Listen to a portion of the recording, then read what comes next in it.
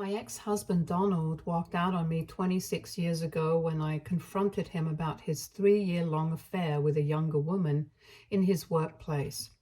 Donald was a classic narcissist, always refusing to admit his own mistakes and constantly finding ways to gaslight me during our arguments. He would repeatedly tell me throughout our marriage that I was insufficient as a wife or that I wasn't satisfying him enough. His manipulative tactics were so relentless that it had started to make me question my own self-worth and sanity. When I finally gathered enough courage and evidence to confront him about the affair, I knew he would still not relent. However, I had screenshots of his text messages with the woman, so I thought maybe he would finally see the error in his ways. The proof was undeniable, yet Donald refused to acknowledge it. Instead, he accused me of being delusional and insisted that I was invading his privacy by going through his messages. He maintained that he and the woman were just friends, despite the clear evidence to the contrary. The arguments became exhausting. No matter how much proof I presented or how logical my points were, he continued to deny everything and turn the blame back on me. He made me feel like I was losing my mind. Eventually, I reached my breaking point. I couldn't tolerate his lies and manipulations any longer. In a moment of clarity and self-respect, I told him to leave since he refused to admit his mistakes or take any responsibility for his actions. Since I was paying for the bills around the house and my name was also on the mortgage, I wanted him gone and informed him that we would sort out our assets during our divorce. Hearing the word divorce, Donald immediately snapped. His demeanor changed in an instant and he started getting violent. He yelled that he was not going to allow me to divorce him and that he would continue doing whatever he wanted with other women. He insisted that as his wife, I needed to keep my mouth shut and live with it. His eyes were wide as saucers as he then leaned near to my face and threatened to take my son away from me if I didn't comply with his demands. The fear and intimidation he was using was overwhelming, and I could feel my hands and legs starting to shake. I knew that I had to leave immediately right then and there for the sake of my safety and my son's. Otherwise, he looked like he could even start to physically assault me just to get me to agree with him. I quickly grabbed my purse and car keys and told my son to get in the car with me so we could get away from my ex-husband, at least until he could calm down. Donald, however, refused to let us go. He forced himself into the car with us, yelling and making threats, saying he was going to end me for trying to leave him. The situation was terrifying, but I knew I had to remain calm and find a way to get us to safety. I started the car and told Donald that if he didn't leave me alone, I was going to drive him to the police station. However, Donald just laughed at me and said he wouldn't allow me to do that. He threatened to swerve the car and even brought his hands near mine as I was driving, showing how he would ram my hands to prevent me from driving if I tried to head towards the police station. As we reached the traffic lights and stopped, I saw an opportunity.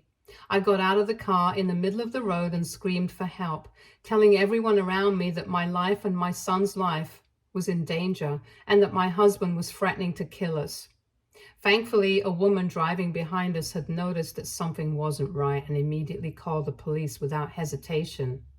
Donald tried to get out of the car and run away, but the people who had been watching the whole commotion stopped him and took him down.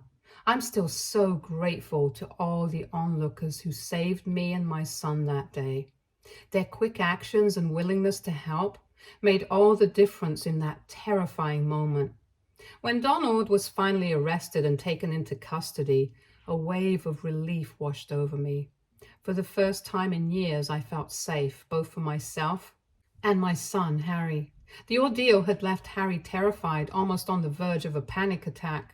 Seeing the fear in his eyes broke my heart, but I managed to calm him down.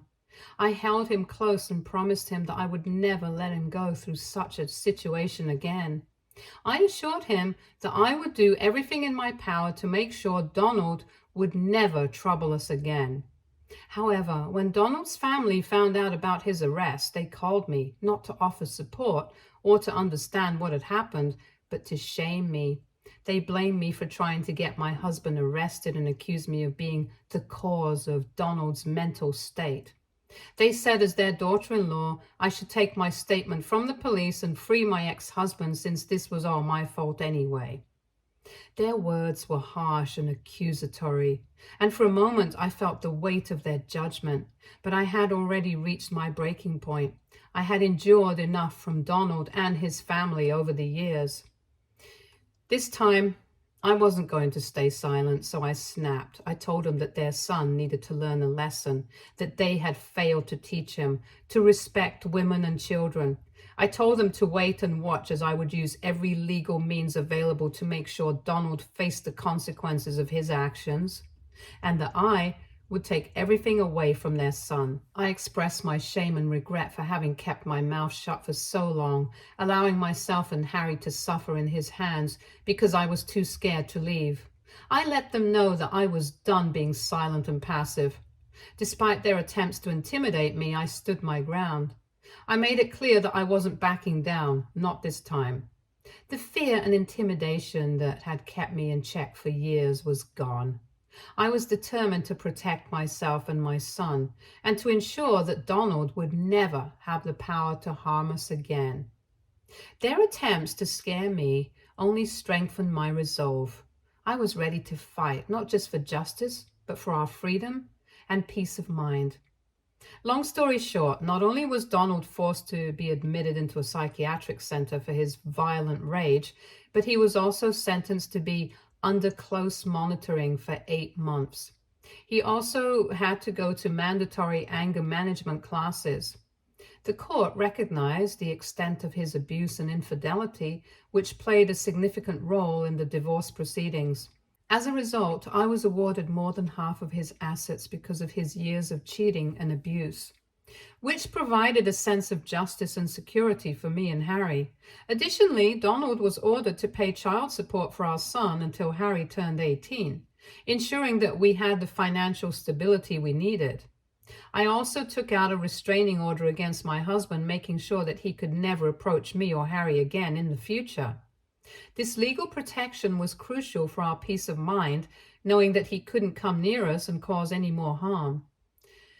Throughout the divorce proceedings, Donald tried to catch my eye, hoping to intimidate or manipulate me, as he had done so many times before, but I had reached a point of no return. I acted as if he didn't even exist, maintaining my composure and focusing on what mattered, securing a safe and stable future for myself and Harry. When our divorce was finalized, I made the decision to move out of town and into a new place, far, far away from Donald and his family. I wanted to ensure that they could never trouble us again. This move symbolized a new start for me and my son, a chance to rebuild our lives away from the shadows of our past. Even with all the money I had won from the divorce, starting a new life from scratch was still a struggle. But I never backed down, as I was determined to provide a safe and stable environment for Harry. I found a job at a library, a place that resonated deeply with me, as I've always loved reading books. Working at the library allowed me to immerse myself in a world of stories and knowledge, and I took great joy in helping people find the right books to read. This job wasn't just a means to support us financially, it was also a source of personal fulfillment and healing. Being surrounded by books and helping others discover the joy of reading brought a sense of normalcy and peace to my life after what I had been through. Being a single mother can be incredibly challenging, especially when your son grows up and starts questioning you about your past, particularly about your ex-husband. When Harry reached his teenage years, he began to ask more questions about Donald, and I knew it was time to have an honest conversation with him. We sat down together and I carefully explained why I had left Donald. Harry had fragmented memories of our past, but he didn't know the full story. To ensure he understood the gravity of the situation, I showed him court documents as proof of the abuse we had endured. I wanted him to know the truth, not just to understand what had happened. but also to ensure he never grew up to repeat his father's mistakes. I explained to Harry the legal repercussions his father had faced and how the laws have become even stricter now. It was important for me that he understood the severity of abuse and the importance of respecting others, especially women and children.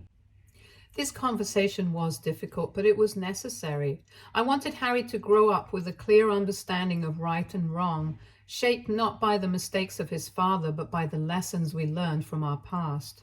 Through this, I hope to instill in him the values of empathy, respect, and integrity, ensuring he would never inflict the kind of pain we had suffered on anyone else. Throughout the 26 years of raising Harry alone, I have given my son everything he has ever wanted. He has grown up to be a fine young man and is nothing like Donald. Harry continues to live with me even today. I don't mind having my son live with me since this is as much his house as it is mine. 3 years ago, his girlfriend Claire, who he eventually married, moved in with us.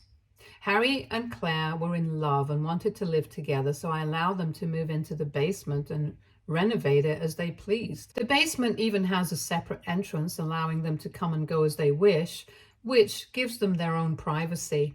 The only shared spaces are the kitchen and dining area, where the three of us sometimes sit together and have dinner. These are the only spaces that provide me with some time to interact with them and check in on how they're doing. I've always given the young couple as much space as I could, respecting their need for independence.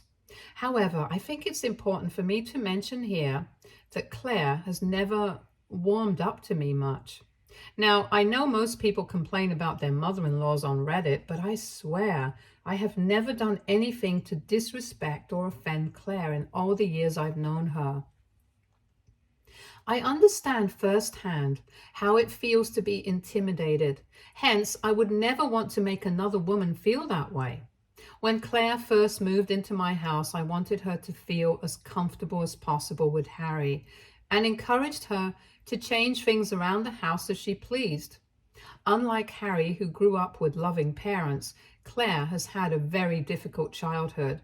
She has shared heartbreaking stories with us about how her stepfather would burn her with cigarette marks and how her mother would let her starve by leaving her hungry while she would be off drunk in a bar. Hearing her stories has always filled me with sympathy for the poor child, and naturally, I have developed a soft spot for her. I've always treated Claire like my own daughter, wanting to provide her with the care and support she never received growing up. Initially, everything seemed fine between the three of us. However, over time, Claire started to feel uneasy around me. For some reason, she began to think that Harry and I were just too close with each other, since she never had a healthy parent-child relationship. This perception puzzled me because I had always tried to give them space and respect their privacy. She would tell Harry that it was weird for him as an adult to spend so much time with me. Just to clarify, my son and I watch a show together every Saturday, which Claire even started watching with us as well. It's just a 1-hour show every Saturday, and my son and I like watching it. I don't see how watching a show together could be seen as weird, but that's what she started telling Harry. When Harry talked to me about it, he explained that he needed to listen to his girlfriend, and I completely understood. I wanted my son to prioritize his partner, so I never questioned him or Claire about their feelings. However, Claire continued to have issues with me further. She would subtly discourage or criticize our family traditions or activities that involved me and Harry. For instance, as a single mother, I always made it a point to spend every Christmas with my son, creating a homemade advent calendar each year filled with activities we could enjoy together, like crafts, ice skating, drinking hot chocolate, or seeing the local Christmas lights. Harry has always cherished this tradition and would even tell me how he wanted his children to experience this. However, when Claire came into the picture and spent the first Christmas with us, she started complaining about how boring these activities were and expressed a preference to spend Christmas partying with her friends instead. She told Harry that he was too old to be spending Christmas with his mommy and that they should go out like other young couples. Despite my sincere efforts to include her in our family traditions and activities, Claire consistently tried to alienate me and diminish the special moments I shared with Harry. It was hurtful, but I remained committed to maintaining a positive environment for Harry and respecting his relationship with Claire, even if it meant adapting and accommodating her preferences. On top of all this, Claire used to have a bad habit of walking around in inappropriate clothing when she moved in. There have been instances where I'd seen her cooking in our kitchen wearing only lingerie in the middle of the day, or sometimes just wearing a towel that barely covered her ass, even while eating dinner with me. As a woman, I have no issues with nudity or what people do in their own private spaces, but I prefer not to see that in our shared spaces. It's about respecting people and considering whether others would be comfortable with this level of nudity or not. When I brought this up with Harry and asked him to talk to Claire about wearing more appropriate clothes, it sparked a heated argument. Claire reacted defensively, accusing Harry and me of trying to control her and asserting that it was her body and her choice on how she dressed. I calmly explained that I was uncomfortable with her exposing herself in front of me, but Claire retaliated by calling me a pervert. That really angered me. So I bluntly told her that if she wanted to walk around naked, she could do so on the streets, but inside our home, in our shared spaces, she needed to show respect and be civil. I made it clear that if she couldn't abide by that, she couldn't continue living with us. This immediately silenced Claire as she realized she didn't have any other place to go. Since then, she started to dress more appropriately around me. When Harry told me that he had proposed to Claire, I was genuinely happy for my son, though I did have concerns about their relationship and that it might be moving too quickly. However, I knew it wasn't my place to interfere, so I kept my thoughts to myself. I ended up paying for all their wedding expenses since Claire's parents didn't seem to care about her and didn't even bother attending their wedding. Despite covering everything, Claire began pressuring Harry to ask me to fund their honeymoon. Harry had saved up some money for a nice trip, but Claire wanted to go overseas, which they couldn't afford without my financial help.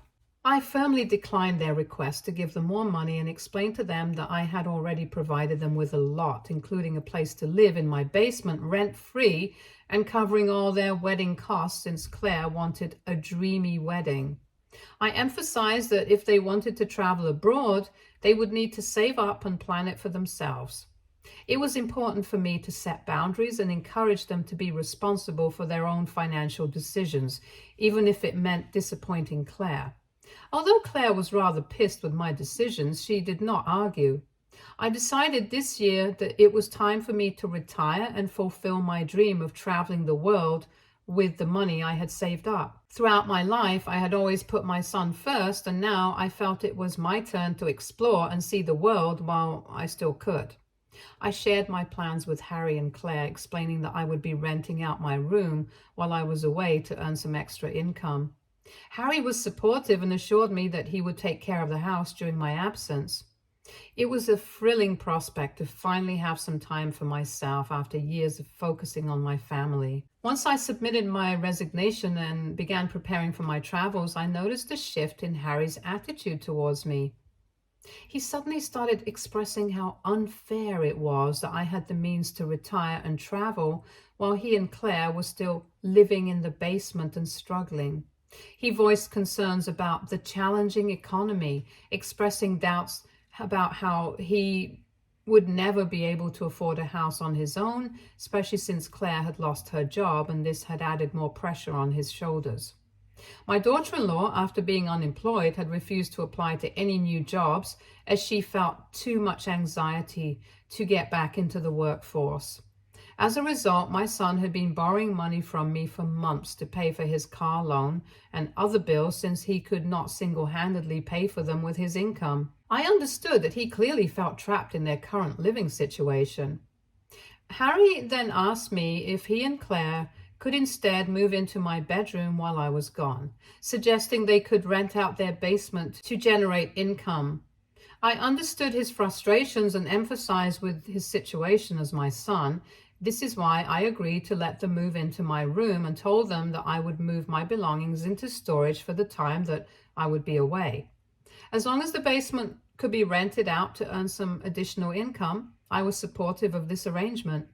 Before embarking on my trip next month, I discussed with my lawyers and decided that I would pay off my son's car loan as an additional gesture of thanks for looking after my house while I would be gone.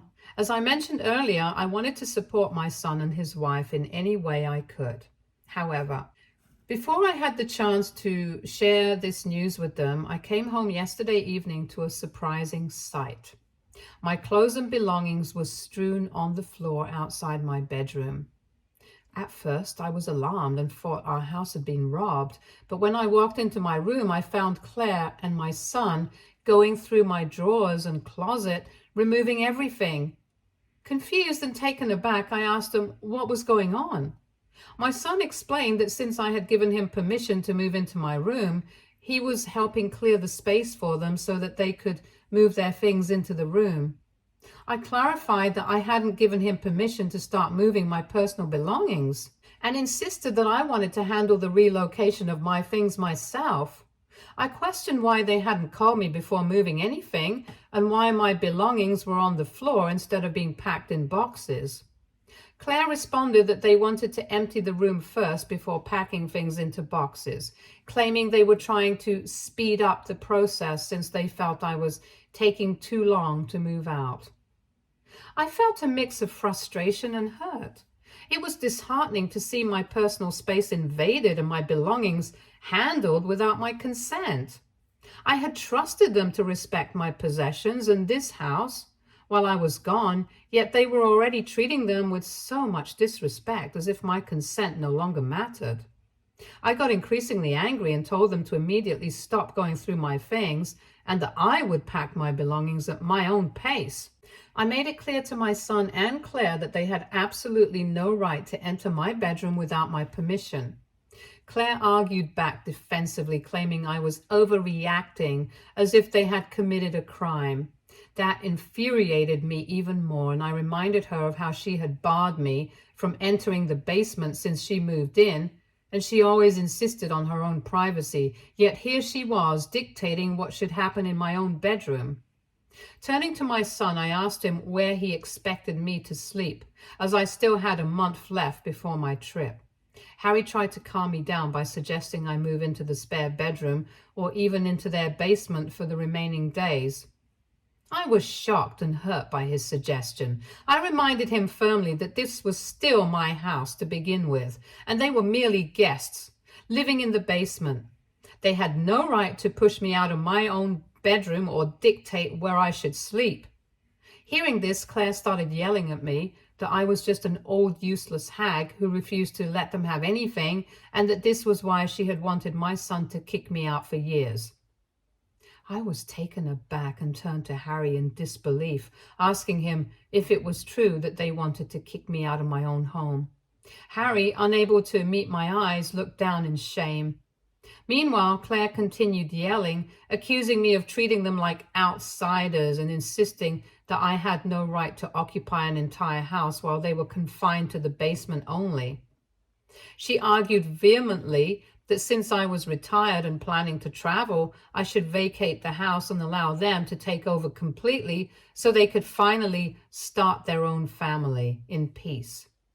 She said I was only standing in their way and refusing my son his rights to this house. Since this argument, I haven't spoken a word to my son. Harry and Claire have left my belongings alone for the time being, and I have refused to let them move into my bedroom. As I write this, for the first time, I feel a sense of fear and uncertainty. I worry that Harry might be secretly planning ways to push me out of my own home. Legally, I know he can't do that because the house is in my name.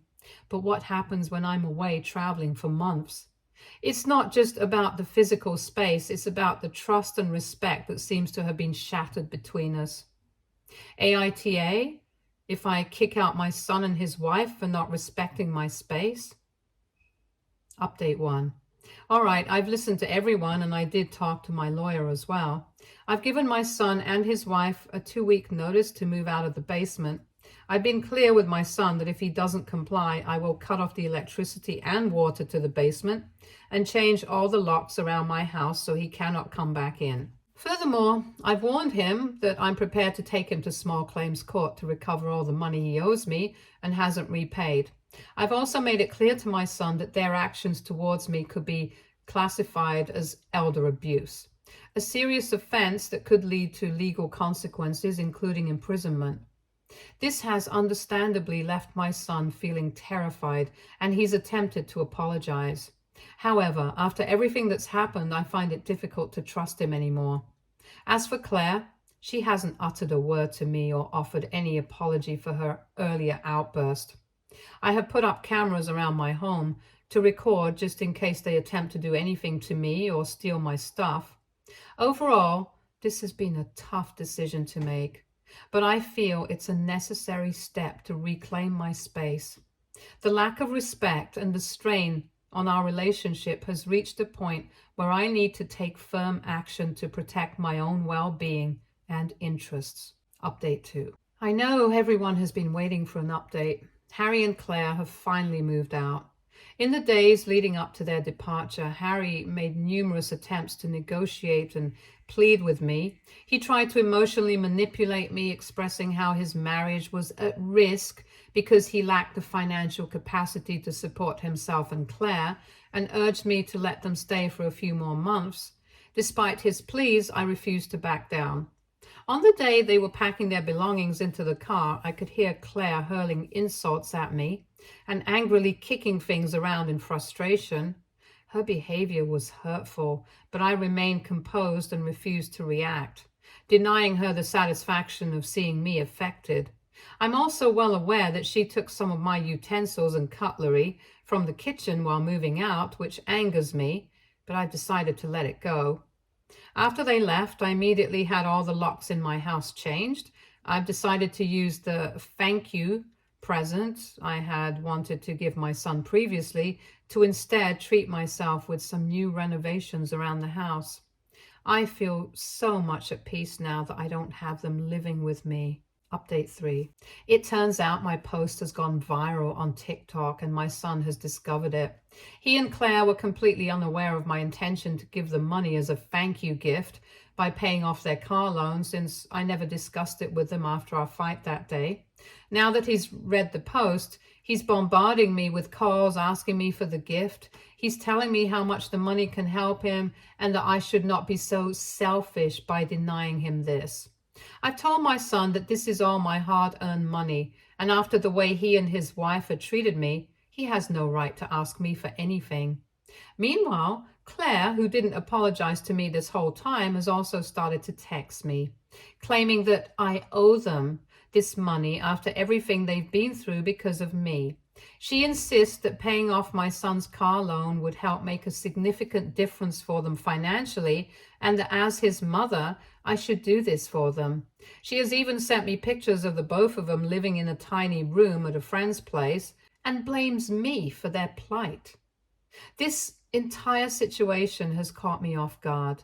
While it's true that I had originally planned to help them out of goodwill, their lack of respect towards me ultimately made me decide to not help them out in any way. I feel disappointed by their continued demanding and entitled behavior towards me. It's disheartening that despite my efforts to support and help them, their response hasn't reflected gratitude or understanding of the sacrifices I've made. Obviously, I won't be giving a single penny to my son, no matter how much he begs, because I feel like I have done more than enough for them already. I've also made the difficult decision to block my son so he can't disturb me any further. It breaks my heart to take this step, but I know it's necessary for my mental sanity and well-being. I've also postponed my trip for the moment, and will be going only after everything is settled and stable. Stay tuned for more stories from Argo Relationships.